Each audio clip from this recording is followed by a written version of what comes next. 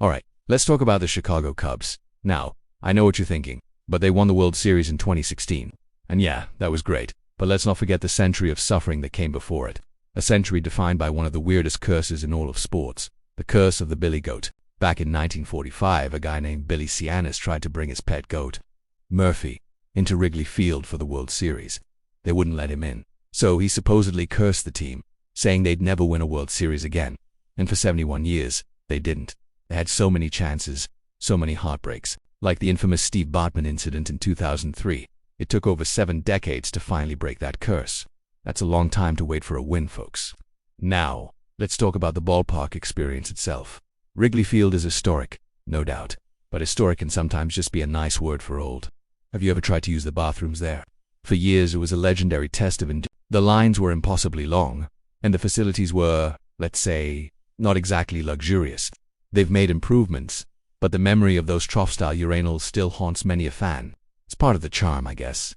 But come on. Speaking of old-fashioned, for the longest time, Wrigley Field was the last ballpark in the major leagues without lights. That's right, no night games. It was all part of the tradition, playing under the sun. But it also meant day games during the work week, which was a huge pain for anyone with a regular 9-to-5 job. They finally installed lights in 1988, but the fact it took that long tells you a lot about how resistant to change they were. And if you do manage to get to a game, good luck with parking. Wrigleyville is a packed residential neighborhood.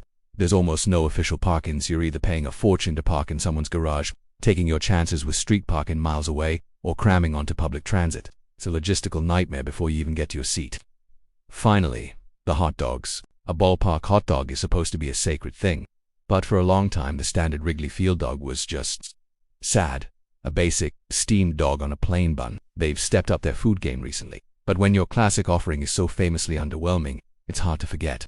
So, while we love to fly the W, let's be honest, being a Cubs fan has come with its fair share of struggles. It's a love-hate relationship, and that's just the truth.